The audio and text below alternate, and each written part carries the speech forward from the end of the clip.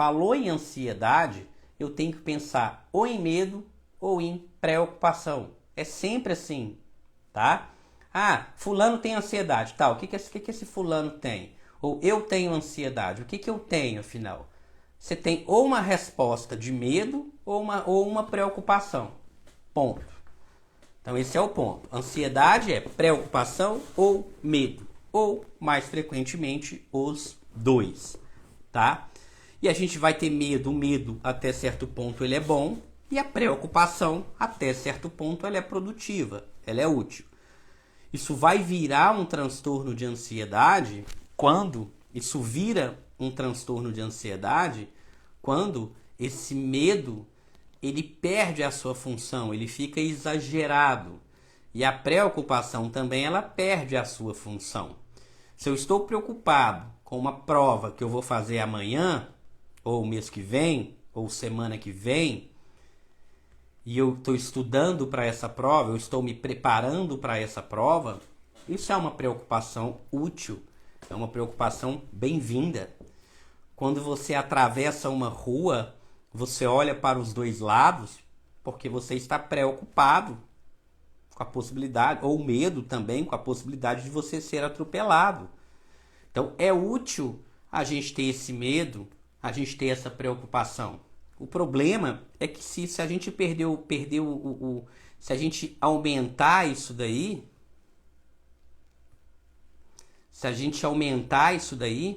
tá? A gente não a gente perde essa função. Então imagina, eu tenho um medo, sei lá, eu tenho tá tendo uma chuva, tá tendo uma enchente e eu estou com medo daquela enchente, eu vou tomar uma providência para mim não ser afogado porque tá tendo uma enchente, uma enxurrada. Esse medo, isso é bom eu ter esse medo. Porque se eu não tiver medo, eu vou lá no meio da enxurrada e a enxurrada me leva. Percebe que aqui o medo é útil? Agora imagina, o tempo fechou, começou a ter um trovão ali, começou a relampear, eu já começo a entrar em pânico, eu começo a tremer. Então perdeu a função. O medo agora, ele já não é útil mais. Eu estou andando numa rua deserta à noite sozinho, que eu sei que aquela rua ali tem que aquela região é uma região perigosa. Eu estou com medo. É bom que eu esteja com medo mesmo. Esse medo vai fazer com que eu fique mais atento, com que eu fique mais atenta, com que eu olhe, que eu tenha cautela, ou mesmo que eu evite aquele lugar que eu sei que é perigoso para mim, que é um lugar que tem uma violência, por exemplo. Agora, se eu estou dentro da minha casa, trancado, escuro, com medo, esse medo perdeu a sua função. Ele não é útil mais. E aí eu falo de transtorno de ansiedade. Eu já não falo de um medo benéfico mais. Essa, inclusive, isso que eu falei aqui para vocês, é a diferença de medo para fobia. A fobia é o medo que perdeu a sua função.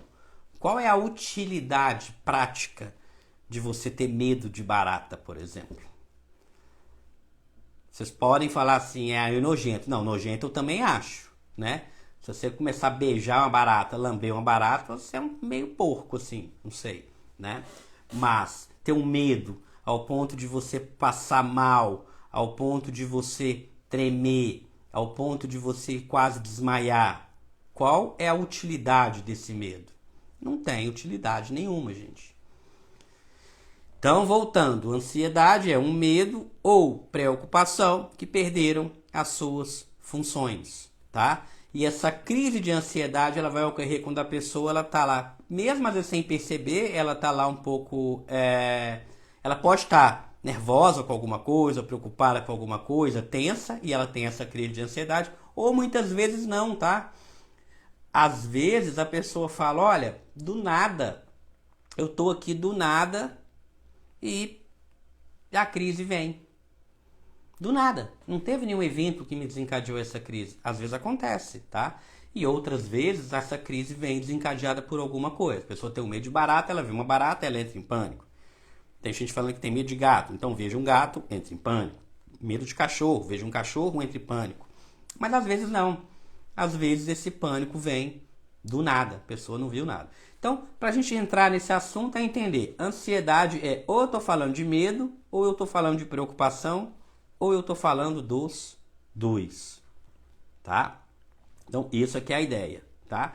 E essa crise pode surgir do nada, ou ela pode surgir com algum motivo aparente. Gente, e com essa definição de ansiedade, a gente já começa praticamente falar de todos os transtornos. Não tem nenhum transtorno de ansiedade que não vai esbarrar no medo ou na preocupação. Querem ver? Um pânico, por exemplo. Tem gente falando aí de transtorno de ansiedade generalizada. Eu vou dar esse exemplo também, tá? Um pânico, por exemplo. O que é um pânico? O que é uma crise de pânico? Muita gente fala, eu tenho transtorno de pânico, eu tenho eu tenho crise de pânico. O que é isso? Na verdade, gente, um ataque de pânico é uma crise de medo intensa que a pessoa desenvolve que vem do nada. Ou às vezes o ataque de pânico pode vir por algum gatilho. Mas o que a pessoa sente? Coração acelerado, falta de ar, tremor, sensação de sufocamento, sensação que tem alguém asfixiando, enforcando a pessoa, dor no peito ou um desconforto no peito, vontade de vomitar, náusea, tontura. Olha isso, você está lá parado, do nada, quietinho na sua casa, não está acontecendo nada, e você começa a ter esses sintomas. Você começa a suar frio, às vezes, ter calafrio, ondas de calor, né? Diante desse cenário que eu descrevi aqui para vocês, a pessoa começa a não reconhecer mais quem ela é. Ela fala, meu Deus, o que é isso aqui? Eu não estou me reconhecendo mais. E se isso agravar muito, pode evoluir para uma coisa que a gente chama despersonalização. A pessoa perde um pouco a noção de quem ela é. Ou um outro fenômeno chamado desrealização. A pessoa começa a ter uma noção que o ambiente está estranho, perde um pouco a noção do ambiente. Claro que diante desse cenário todo que eu falei que vem do nada, a pessoa ela começa a perder o controle, ela começa a achar que não tem controle de nada, ela começa a ter muito medo de morrer. Esses dias uma pessoa me fez uma pergunta, por que quando eu tenho uma crise de pânico, eu tenho certeza que eu vou morrer?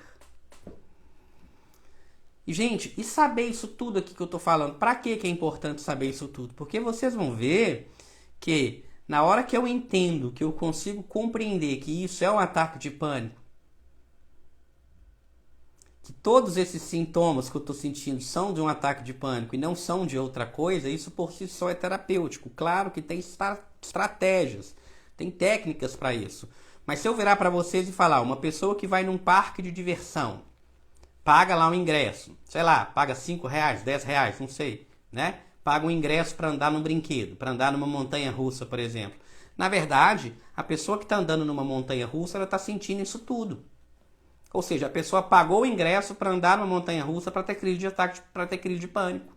Porque quando você está andando num brinquedo, nesses de altura, você sente isso tudo.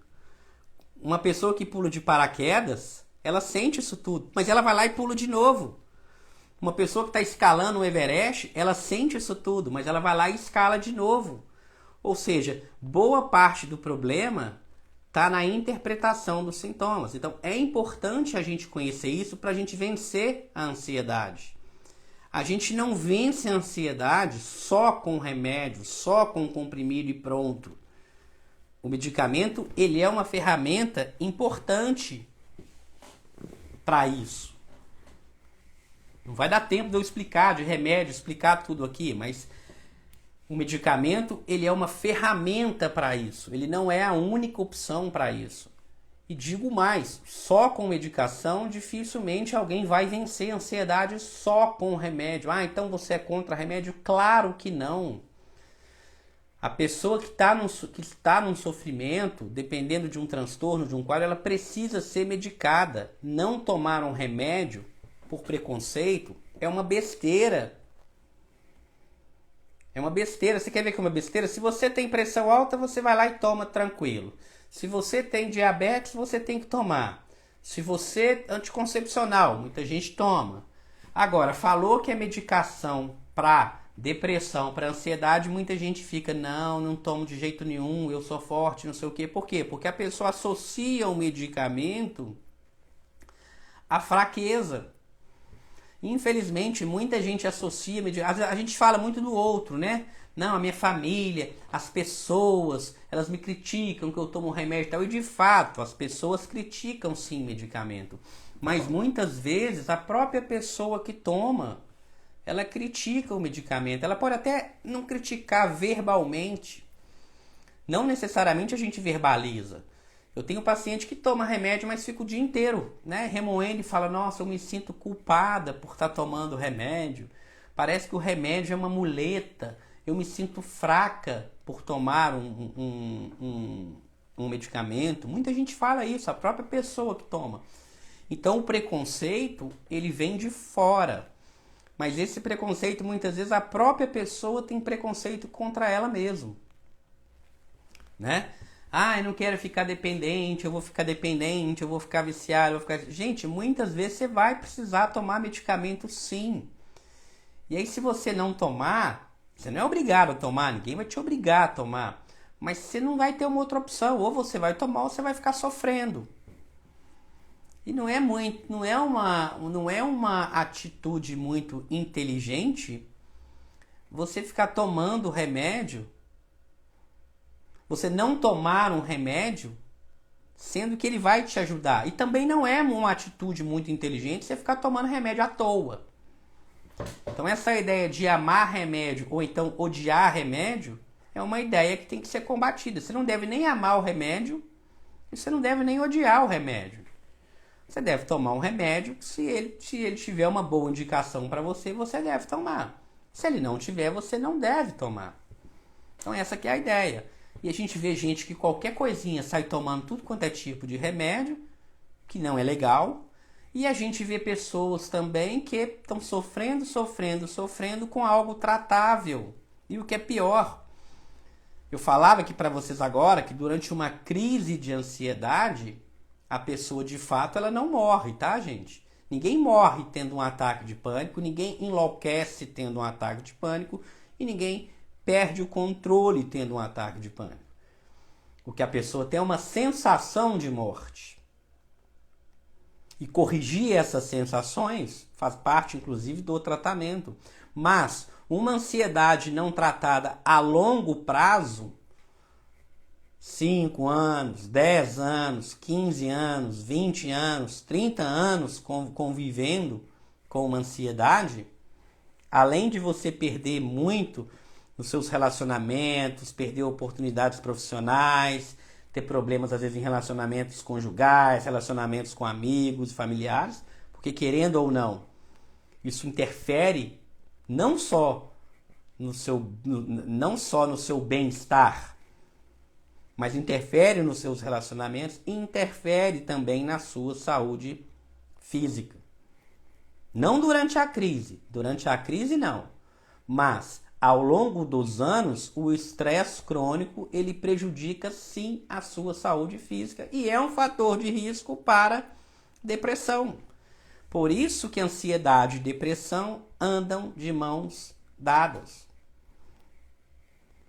Dificilmente uma pessoa com ansiedade crônica, ela não desenvolve depressão com o passar do tempo.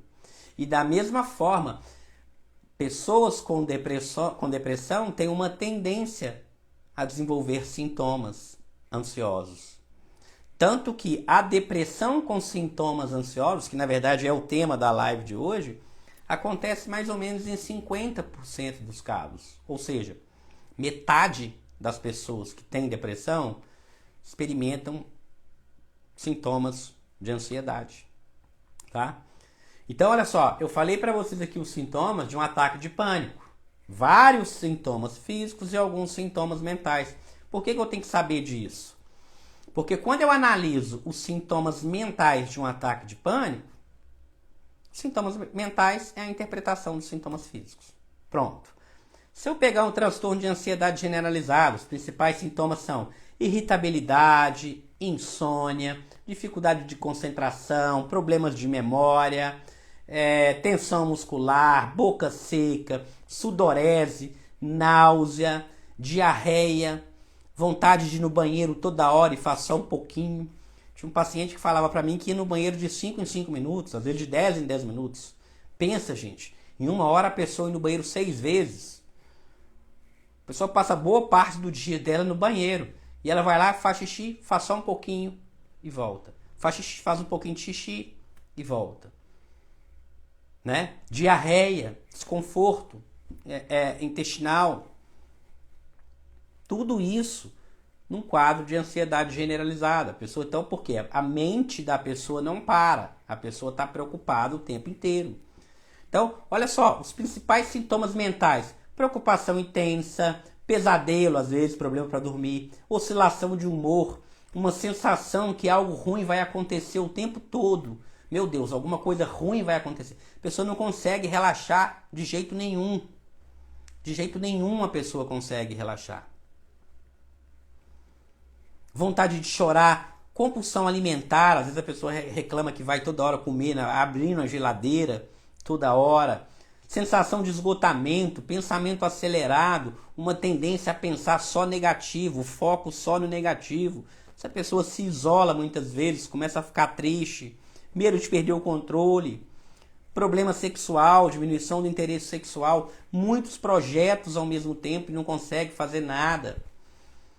Gente, uma vida mental desse jeito, dificilmente essa pessoa não vai apresentar problemas no trabalho, problemas nos relacionamentos, dificuldade de falar em público. Enfim, uma série de sintomas mentais. Né? Sintomas físicos nem se fala, os principais é aqueles que eu falei, mas tem mais. Né? Boca seca, sensação de bolo na garganta, tremor, dor nos olhos. Tem paciente que reclama que o olho está cansado, uma hipersensibilidade à luz, não tolera muito bem a luz. Perna inquieta, o tempo inteiro mexendo com a perna, mexendo com o braço, mexendo com a perna, não para por nada. Uma fala muito acelerada, o tempo inteiro falando. Sensação de sufocamento. Enfim, sintomas físicos são praticamente infinitos. Qualquer parte do seu corpo pode responder à ansiedade. Né? E o que não é ansiedade? Eu falei para vocês o que é ansiedade. Ansiedade é isso aqui que eu falei para vocês, tá? Ou seja, a gente tem alteração mental, a gente tem alterações nos processos mentais, os processos cognitivos, tá? Pensamento, memória, atenção, concentração, a própria tomada de decisão, ela costuma estar comprometida. Uma pessoa esse dia falou comigo, olha, eu não consigo decidir nada, não sei nem o que eu quero mais da vida. Uma indecisão. Tudo isso, processos mentais. A pessoa tem sintomas físicos, tá?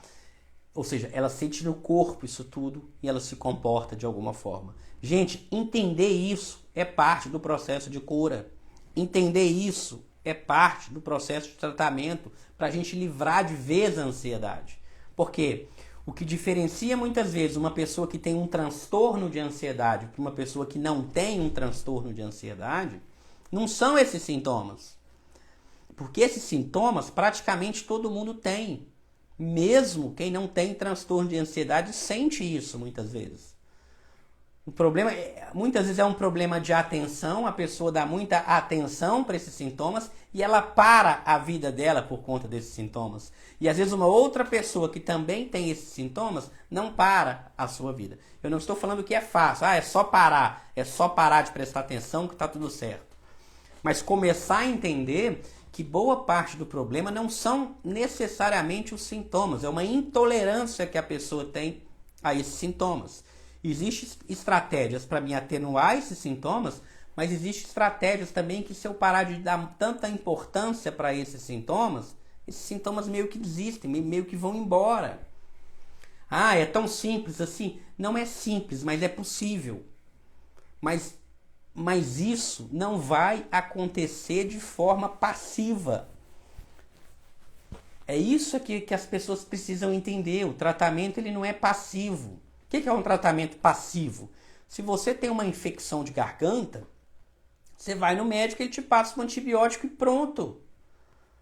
A única coisa que você tem que fazer é tomar um antibiótico no horário certo. E mesmo assim, muita gente não faz. A pessoa toma 2 dias enquanto está doendo. No terceiro dia, muita gente já não toma mais o antibiótico. Estou mentindo ou é verdade ou não? Você vai no médico com uma infecção de garganta. O médico te passa uma receita e fala: toma esse antibiótico aqui de 8 em 8 horas durante 7 dias. Enquanto está com dor, você lembra de tomar. Aí você toma 2 dias, passou a dor, você não completa o seu tratamento. Isso é um tratamento passivo. Na ansiedade, não vai resolver só assim. Na ansiedade, além do medicamento, você vai precisar entender o que está acontecendo com você. Porque o transtorno de ansiedade e a depressão mexe na forma como você vê o mundo, na forma como você vê o outro, na forma como você vê as pessoas.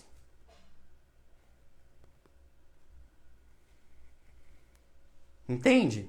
Então, a gente precisa entender o seguinte, que não é algo passivo. Nós precisamos, quanto mais a gente conhecer sobre a ansiedade, sobre você próprio, sobre as coisas que você faz. E muitas vezes você está fazendo tudo errado. Mas você não está fazendo tudo errado porque você não quer melhorar. Você está fazendo tudo errado porque você não sabe. E esse aqui é um grande problema. Então, a gente sair dessa ideia de que o tratamento vai ser algo totalmente passivo, já ajuda. Isso já ajuda, tá? Agora, as pessoas confundem muito o que é ansiedade, ou no mínimo simplificam, né? A gente vê frases às vezes do tipo assim: ah, ansiedade é viver no futuro, né? Ansiedade é viver no futuro. Para de viver no futuro que a sua ansiedade resolve. Gente, eu já cansei de ver pessoas falando isso. Já cansei de ver pessoas falando isso. Para de viver no futuro, para de viver no passado, viva apenas no presente, esqueça o passado, esqueça o futuro, viva o presente. Já vi pessoas que trabalham com saúde mental falando isso. É um absurdo uma fala dessa. Para você viver exclusivamente no presente, você precisa desenvolver um quadro demencial. Uma demência de Alzheimer, muitas vezes a pessoa começa a viver só no presente. Então essa ideia de viver só no momento presente, isso é mentira. Não existe isso. Não vamos confundir, gente, tá? Existe uma técnica de mindfulness, de atenção plena, que é você viver o presente. É importante viver o presente, sim. Mas é importante ter um equilíbrio entre passado, futuro e presente. Essa ideia de só viver o presente vai resolver, não é bem assim, né? Agora, a maioria das pessoas que acreditam que ansiedade não tem cura, que é algo pro resto da vida, uma vez ansioso, sempre ansioso, isso não é verdade. A maioria das pessoas conseguem sim resolver o seu problema de ansiedade, desde que utilize as ferramentas corretas, desde que trabalhe a questão do autoconhecimento. Muitas vezes usam uma medicação, mas só a medicação de forma isolada, ela vai ajudar e muitas vezes vai ajudar muito, mas não vai resolver. Tá?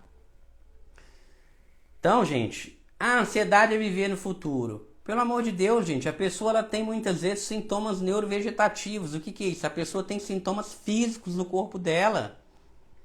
Uma pessoa que está tendo uma crise de pânico, ela está no presente. A crise está acontecendo no presente. Muitas vezes essa crise ela é inesperada. A pessoa não está nem esperando essa crise e a crise vem. Só que as pessoas pegam uma parte do problema e tratam isso como uma verdade absoluta. Claro que na ansiedade, de um modo geral, a nossa atenção na ansiedade, ela se volta para o futuro. Isso é fato. A preocupação, eu me preocupo é com o futuro mesmo. Mas não é só isso. Olha, um aspecto da ansiedade, que é a atenção, ela se volta para o futuro. Então isso é sim uma parte do problema, mas não é só isso, tá? E depressão, gente? Falei de ansiedade e depressão. O que vem a ser depressão? Depressão é o humor deprimido, humor triste. Isso aí todo mundo já sabe. Ah, eu tô com humor triste. E aí, novamente, começam as pessoas a simplificar. Ora, se depressão é humor triste, a pessoa, para estar deprimida, ela tem que estar triste. O que não é verdade. Existe depressão sem tristeza. Existe depressão sem tristeza. Mas como assim? Para mim, depressão era sinônimo de estar muito triste. Para mim, depressão é quem vive no passado. É outra bobagem que eu já vou falar já aqui para vocês. Para mim, depressão é aquela pessoa que reclama muito, que vive no passado e que está triste. Na cabeça de todo mundo, isso é depressão. O humor deprimido, o humor triste, é um sintoma importante da depressão. Mas ele não é o único. E muitas vezes a pessoa pode nem manifestar esse humor triste. Tem um outro sintoma que é muito característico da depressão, que é a anedonia, que é a perda do interesse nas atividades, ou então a diminuição do interesse nas atividades. Então, olha só, o humor triste é um sintoma da depressão.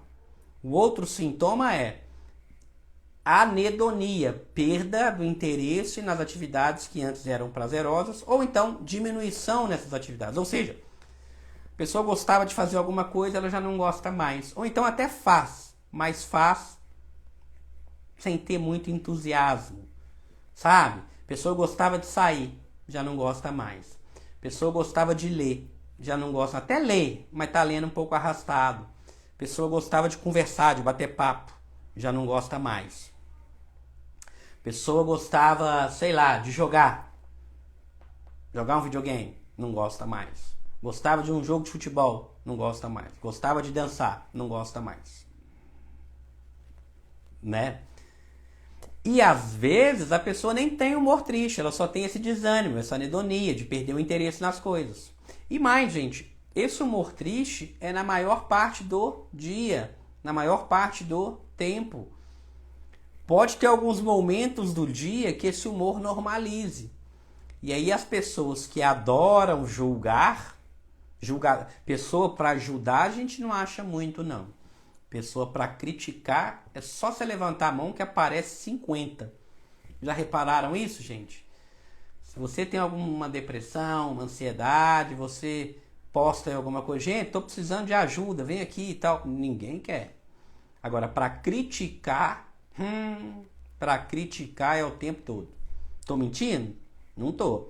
E aí, na depressão, a pessoa tem esse humor deprimido a maior parte do tempo. Pode ter alguns momentos do dia que esse humor melhora um pouco. Então você imagina, a pessoa está o dia inteirinho deprimida. De manhã ela está deprimida, de tarde está deprimida, à noite continua deprimida, mas pode ter algum momento ali à tarde, algum momento ali que ela deu uma melhorada. E aí ela fala, vou dar uma volta aqui na pracinha. E aí ela passa um batom e vai dar uma volta na pracinha. Aí a vizinha veio e falou, ai, mas não tô entendendo essa menina não. Ela não estava deprimida? A mãe dela falou que ela estava deprimida e ela tá de batom dando uma volta na pracinha. Não, tá vendo? Depressão. Isso aí pra mim tem outro nome. Isso aí não é depressão não. As pessoas são assim, gente. Infelizmente. Mas, muitas vezes, essa pessoa que saiu para dar uma volta na pracinha e passou um batom e se arrumou, ela está deprimida sim. Ela não está fingindo. Mas tem algum momento do dia que aquele humor melhorou um pouco.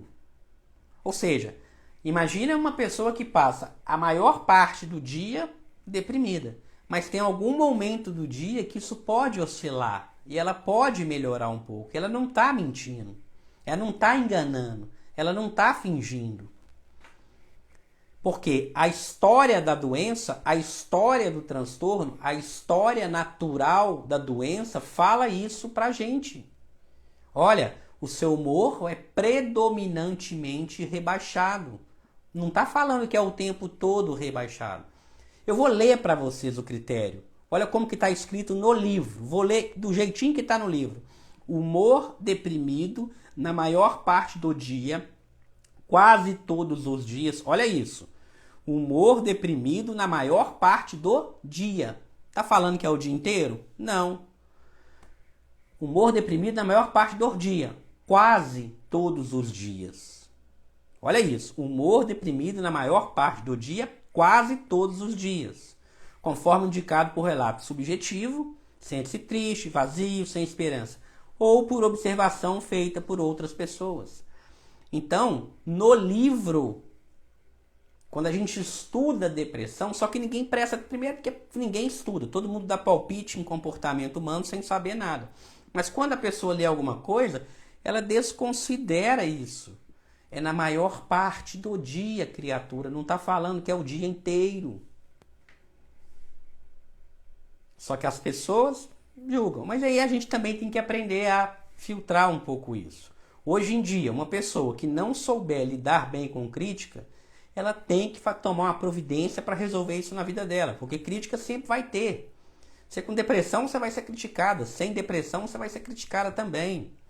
Você com ansiedade, você vai ser criticada. Sem ansiedade, você vai ser criticada também. Então, a habilidade, a capacidade de receber uma crítica, filtrar isso e não sofrer com isso, é algo que a gente precisa desenvolver. Independentemente de você ter depressão ou de você ter ansiedade ou ter o que for. Entende? Isso é muito importante, porque vão te criticar. Vão te criticar, isso é fato, né? Mas é importante a gente entender isso. Olha, o humor deprimido é a maior parte do tempo. Não é o tempo todo. Associado com insônia, perda ou ganho de peso, alteração do peso, agitação, ou então a pessoa fica, o mais comum é a pessoa ficar mais lenta, tá? Existe a depressão agitada, mas eu não vou entrar nesse assunto. O mais comum é a pessoa ter uma lentidão, né? Sensação de cansaço, sensação de inutilidade, como eu já falei anteriormente, indecisão, que está presente na ansiedade, está presente na depressão também, problemas de concentração, de memória, tá? Gente, e o que não é depressão? Falei para vocês o que é depressão. O que não é depressão? Viver no passado. Ah, depressão é excesso de passado. Eu já vi gente falando isso. Já vi gente falando sobre isso. Quem vive, quem tem depressão é porque vive no passado. Quem tem ansiedade é porque vive no futuro. As pessoas acham que depressão é ser pessimista. Um jeito de ser.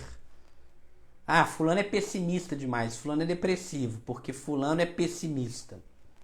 Ninguém é depressivo. Esse é que é o ponto. Ninguém é depressivo. A pessoa está depressiva. A gente não define, ó, fulano é depressivo, ciclano é depressivo. Não, a pessoa está deprimida. Depressão é um estado, a pessoa não fica nele. Se a pessoa ficar nele, a gente já pensa em outra coisa. A gente pode até pensar na distimia, mas uma personalidade mais pessimista é diferente de depressão. Só que as pessoas associam pessimismo à depressão. De fato, ser pessimista, a pessoa que tem um olhar mais pessimista, uma pessoa que é pessimista, ela tem um aumento do risco de desenvolver depressão, tá? Mas depressão não é sinônimo de pessimismo, tá bom? Depressão não é pessimismo. Depressão, a pessoa está deprimida. Se ela tratar, ela sai da depressão, tá? Então, assim, quando a gente fala, as pessoas, fulano é deprimido, a pessoa muitas vezes está atribuindo isso a uma característica da personalidade. A depressão em si, a pessoa não é depressiva. A pessoa está depressiva. Depressão é episódica. Eu fico deprimido, fico normal. Fico deprimido, fico normal. Fico deprimido, fico normal. Essa que é a sequência. Depressão, sem depressão. Depressão, sem depressão. Depressão, sem depressão. Ninguém fica sempre na depressão. Se a pessoa está sempre na depressão, eu tenho que pensar em outra coisa que não é depressão, mas que numa linguagem popular todo mundo chama tudo de depressão, né? Aliás, numa linguagem popular, numa era onde se você sacudir o celular aparece não sei quantos especialistas aí que acham que entende de comportamento humano, como eu disse, comportamento todo mundo gosta de palpitar. Mente e comportamento todo mundo acha que sabe, todo mundo dá palpite. Não é assim? Não fosse assim, Big Brother não estava lotado de gente assistindo. Todo mundo está palpitando. Ah, fulano fez isso, fulano fez aquilo. Tinha que fazer aquilo. Se fosse eu, fazia isso. Não é assim?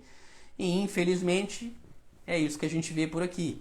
E as pessoas classificam todo... Na verdade, numa linguagem leiga, todo mundo ou tem depressão, ou é bipolar, ou é borderline, ou é ansioso. Todo mundo resume saúde mental nisso. Repara para vocês verem, né? Agora tá na moda o narcisismo também, né?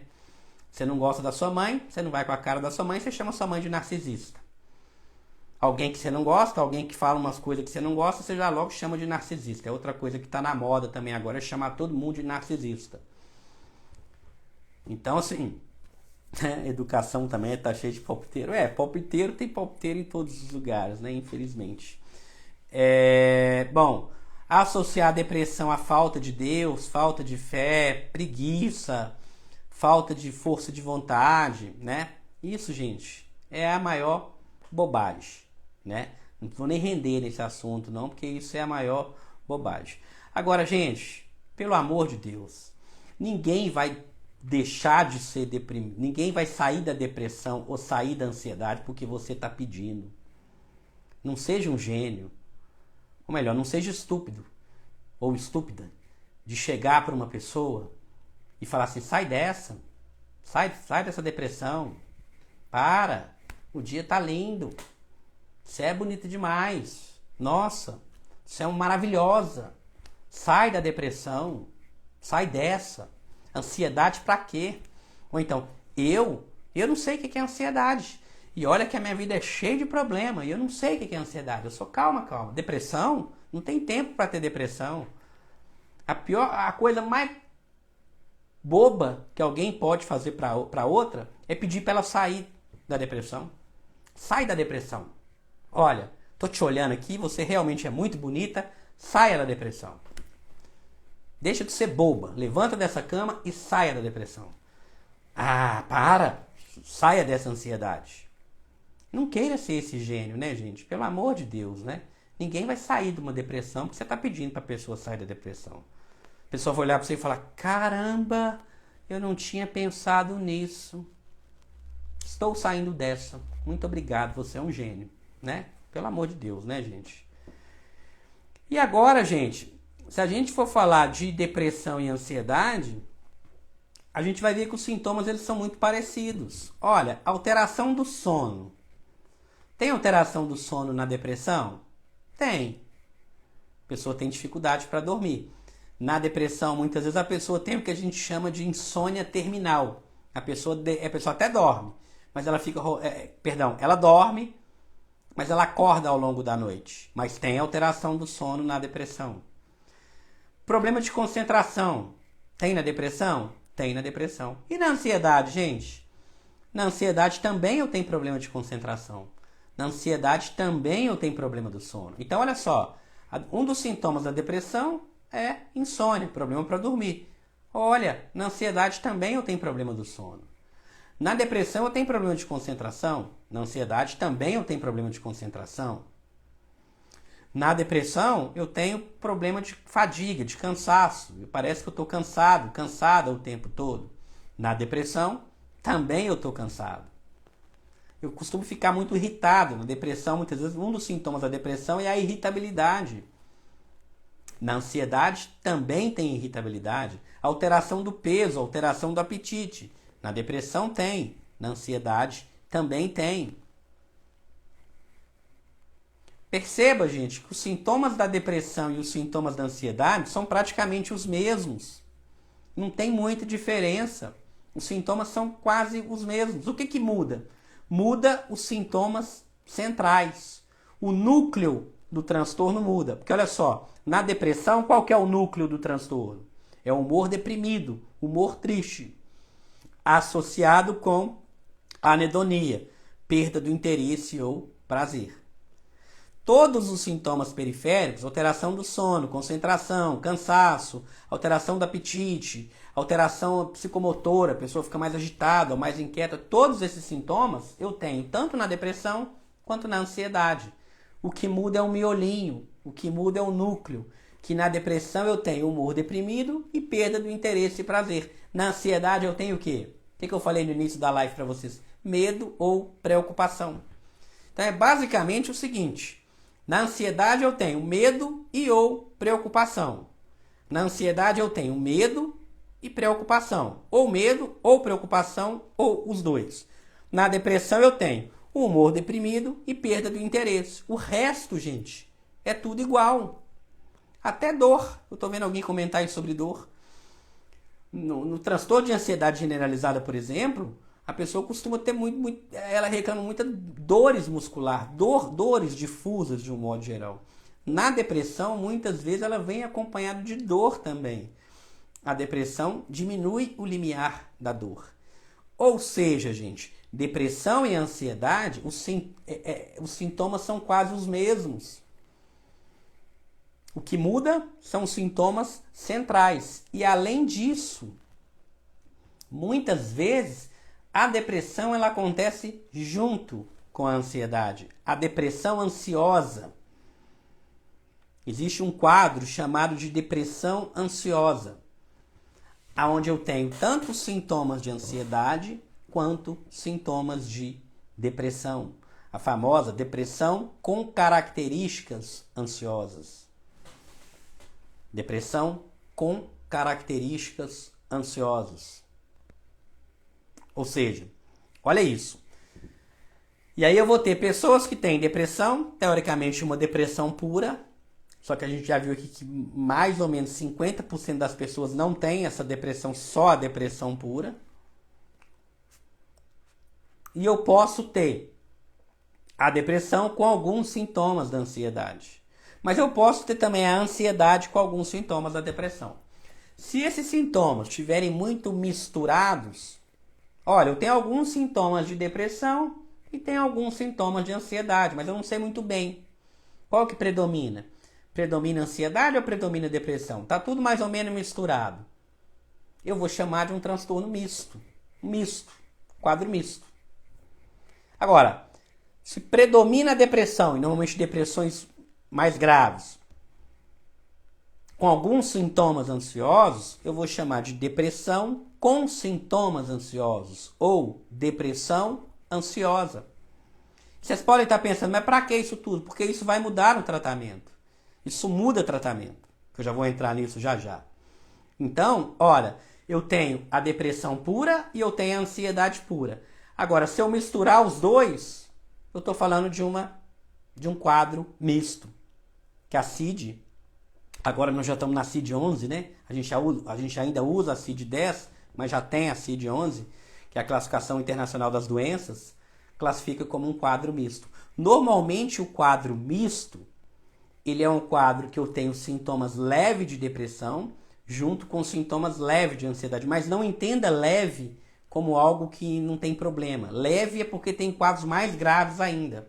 Mas mesmo esses quadros mais leves, a pessoa tem um grande prejuízo na vida dela. Ou eu posso ter uma depressão mais grave com sintomas ansiosos, ou eu posso ter as duas formas graves. Eu posso ter uma depressão moderada grave, junto, por exemplo, com o transtorno do pânico, junto, por exemplo, com o transtorno de ansiedade generalizada.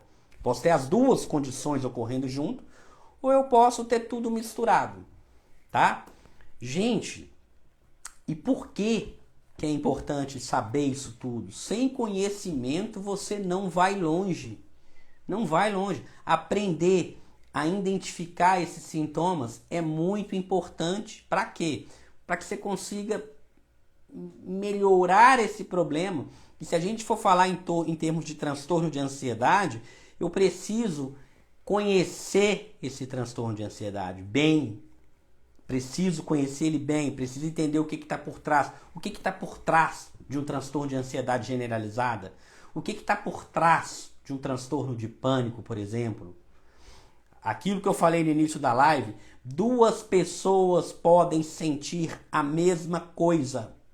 E uma pessoa está com depressão e a outra pessoa não. Olha isso que eu estou falando para vocês. Duas pessoas sentindo a mesma coisa, uma pessoa pode estar com depressão e a outra não. Uma pessoa pode estar tendo uma crise de ansiedade e a outra não. A forma como a gente relaciona com o que a gente está sentindo interfere. E aqui o exemplo clássico disso é a ansiedade da ansiedade. Ou o medo de ter ansiedade gera mais ansiedade. Medo do medo. Não sei se vocês já ouviram esse termo, que é muito clássico no transtorno do pânico, né? Se eu tenho uma crise, o que acontece no transtorno do pânico? Só para vocês entenderem o que eu estou querendo te dizer. Por que é importante conhecer para você vencer. Sem conhecer o transtorno, os transtornos de ansiedade, você não vai vencer ele, gente. Não vai. Você vai ficar empurrando o negócio com a barriga, mas você não vai conhecer. Transtorno do pânico, por exemplo. Eu tenho sensações no meu corpo. Aí eu faço uma interpretação. Estou morrendo, estou enlouquecendo. E aí eu deixo assim. Aí uma pessoa que não tem transtorno do pânico. Vamos pegar uma pessoa que não tem transtorno de pânico. Ela também tem uma palpitação no coração dela. Aí ela pensa assim: tô morrendo, gente. Olha, eu acho que minha hora tá chegando. Tá me dando uma palpitação aqui, minha respiração tá um pouco ofegante. Eu acho que eu tô morrendo. Uma pessoa que não tem transtorno do pânico, ela pensa isso também, eu tô morrendo. Só que logo em seguida ela corrige. Mentalmente, de uma forma muito rápida, ela corrige, ela fala: não deve estar morrendo, não. É uma palpitaçãozinha aqui, pensando bem, eu já fiz meu check-up esse ano, eu não tenho nenhum fator de risco. Deve ser porque eu não dormi muito bem essa noite, deve ser porque eu estou um pouco estressado, deve ser por isso. Pronto, a crise desmorona. Uma pessoa que tem transtorno de pânico, ela pensa isso e ela não consegue corrigir esse pensamento. Ela não consegue corrigir isso. E na hora que ela não corrige, ela já começa: meu Deus, eu estou morrendo mesmo, eu estou enlouquecendo, eu estou perdendo o controle. Nossa, se eu morrer agora, como que vai ser a vida do meu filho? Como que vai ficar meu marido? Como que vai ficar meu emprego? Eu não posso morrer agora. E isso, aquilo. Aí a crise cresce, ela não consegue interromper essa crise. Isso que eu estou falando para vocês aqui é um modelo mais aceito atualmente. Eu não estou falando isso da minha cabeça. Então você tá deduzindo que é isso. Não, eu não estou deduzindo que é isso. Isso é um modelo para explicar o transtorno hoje, que é muito bem aceito, que tem evidências de eficácias quando eu faço um tratamento baseado nesse modelo. A pessoa ela não tolera muito bem os sintomas e a pessoa interpreta os sintomas de uma forma errada. Então o tratamento é aumentar a tolerância dos sintomas e interpretar de uma forma correta. E aí a pessoa ela começa a buscar muito comportamento, ela começa a medir a pressão, ela começa a marcar não sei quantos médicos, ela começa a compra um relógio de pulso para ficar medindo a frequência cardíaca, compra um aparelho de pressão e fica ferindo pressão toda hora, compra um saturímetro para ver como é que está a saturação de oxigênio no sangue, marca 50 médicos, faz check-up com um, não confia em um, vai em 2, vai em 3, vai em 4, vai em 5, e fica o tempo inteiro buscando por garantias que não está acontecendo nada com ela. Sendo que, na verdade, além dessa baixa tolerância aos sintomas, a pessoa tem uma distorção, ela não consegue fazer essa correção. Gente, eu não espero que eu falando isso aqui para vocês, só de saber isso já pode te ajudar um pouco. Mas na hora de tratar, eu preciso conhecer claramente esse modelo, entender o passo a passo, como que é construído esse transtorno, como que se dá a origem desse transtorno. Aonde que ele começou? Ele começou com uma palpitação, eu interpretei que ia morrer, essa palpitação aumentou, eu interpretei mais ainda, aí eu busquei comportamentos de segurança, por exemplo, medir a pressão e marcar um tanto de médico, e aí eu começo a monitorar o meu corpo, e quanto mais eu monitoro o meu corpo, mais o transtorno se aumenta. Como que resolve isso? Primeiro é você entender esse processo todo. Você já pode, uma das estratégias que a gente já pode começar a pensar é: quanto mais você monitorar o seu corpo, mais a crise vai aumentar. Ponto. Então a gente vai ver que nas estratégias, parar de monitorar o corpo é fundamental. Não estou falando que é fácil. Mas vai ser importante. Enquanto você estiver monitorando o seu corpo com relógio, com aparelho de pressão, com saturímetro, contando frequência cardíaca, mais o transtorno vai crescer. Isso é fato. Então entender isso, olha, o que eu estou fazendo que piora o transtorno? O que eu estou fazendo que piora o transtorno? Né? E às vezes medicação vai ser útil, mas a medicação normalmente não, quando precisa de medicação, normalmente não é para o resto da vida. Desde que a pessoa entenda esse processo e ela corrija esse processo. Se a gente pegar, por exemplo, um outro transtorno, que é o TAG, o transtorno de ansiedade generalizada. Eu fico preocupado, minha mente não para, eu fico o tempo inteiro preocupado, eu fico preocupado com tudo, preocupado com as contas, preocupado com doença, preocupado com tudo. O que está por trás dessa preocupação? O que está por trás dessa preocupação? Na verdade, é uma intolerância à incerteza. A pessoa não tolera muito bem conviver com a incerteza. E como o mundo é incerto, a pessoa entra em sofrimento. Ela quer ter certeza de tudo. Ela quer ter garantias de tudo. E quanto mais ela corre atrás de garantias, mais incertezas aparecem. E aí ela vai entrando num estado de: nossa, será que vai dar certo? Se eu não passar na prova, vai acontecer isso. Se eu não passar na prova, eu nunca vou arrumar um bom emprego. Se eu nunca arrumar um bom emprego, eu nunca vou ter dinheiro. Se eu nunca ter dinheiro, eu nunca vou ter uma família. Ninguém vai me querer e não sei o quê. E vai acontecer isso, vai acontecer aquilo, vai acontecer. E fica uma busca intensa por certezas, por garantias. Uma busca intensa por certezas, por garantias. E essa pessoa não tem essa garantia, porque a vida não vai dar essa garantia que você está tanto buscando por essa garantia. Então eu preciso entender que o meu problema está onde? Eu estou querendo ter certeza das coisas, né? Será que eu não vou adoecer? Será que eu não vou ficar desempregado? Será que esse emprego é seguro? Será que tem um emprego melhor? Será que meu relacionamento está bom? Será que isso? Qual é a utilidade de ficar preocupando com aquilo que você não tem controle? Você pode até falar assim: realmente não tem utilidade nenhuma. Mas talvez só isso você não vai conseguir se livrar da ansiedade. É preciso mais. É preciso técnicas específicas para quê? Para que você consiga, de fato, abandonar essas preocupações inúteis e concentrar a sua energia nas preocupações que são úteis. Uma ferramenta que às vezes a gente utiliza é a pessoa tirar um horário para se preocupar. Tá? Tem gente perguntando: o que você me diz da hipocondria, que atualmente a gente chama de ansiedade de doença? É basicamente o mesmo processo, tá? Só que é uma preocupação também. Ansiedade generalizada, a pessoa tem uma preocupação difusa com várias áreas da vida dela. Né? Preocupa com casamento, preocupa com dinheiro, preocupa com saúde dos filhos, enfim. A hipocondria, que hoje a gente chama de ansiedade de doença, também está nessa esfera da preocupação. Mas é uma preocupação focada em doença. Uma busca incansável por seguranças que não tem nada na saúde. E aprender a abandonar essa necessidade de ter certeza é fundamental. Eu preciso aprender a conviver com a incerteza. E não querer ter certeza de tudo, porque certeza de tudo você não vai ter. Se o mundo não me dá certeza, eu preciso aprender a conviver com a incerteza. Se eu não aprendo a conviver com a incerteza, eu entro em sofrimento, tá? Gente, se você não aprender essas coisas, não aprender essas ferramentas, essas estratégias, a chance de você ter um sucesso no tratamento, ela é muito menor, porque você não vai conseguir quebrar esse ciclo. Qual que é o ciclo do transtorno de ansiedade generalizada?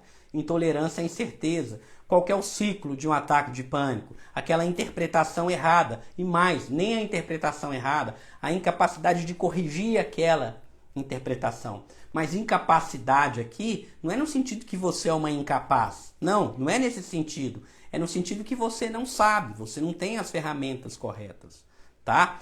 Então, assim, sofrimento, problemas dos relacionamentos, muita gente vai começar a mexer com álcool, drogas, enfim. A gente começa a usar estratégias para controlar uma coisa, um transtorno, mas estratégias disfuncionais, né? Às vezes vai deixar de usar medicamento, de querer fazer uma terapia porque não conhece do problema. Então é muito importante a gente conhecer o problema. Só conhecendo o problema que a gente vai conseguir enfrentar esse problema, tá? Gente, então era isso que eu queria falar para vocês hoje, tá? Lembrando que no dia 13 de fevereiro, às 20 horas, eu vou fazer um evento online e gratuito sobre ansiedade, como vencer a ansiedade. Vai ser no dia 13 de fevereiro, tá? Um evento totalmente online e gratuito, mas ele vai ser fechado. É preciso se inscrever, tá? O link desse evento que é gratuito tá aqui na bio do meu Instagram, tá? Ou se você preferir, ele tá lá nos stories também, tá? Clica lá e se inscreva. Tá chegando, gente. É dia 13 de fevereiro, às 20 horas, o workshop Como Vencer a Ansiedade, tá? Vai estar bem legal, preparei com muito carinho. 13 de fevereiro, workshop Como Vencer a Ansiedade. O link do evento tá aqui na bio, tá? E tá lá nos stories. Não deixa de se inscrever, porque vai tá bem legal, tá bom? Beijo aí no coração de vocês, fiquem com Deus e até a próxima segunda-feira aqui no Instagram. Um abraço. Tchau, tchau.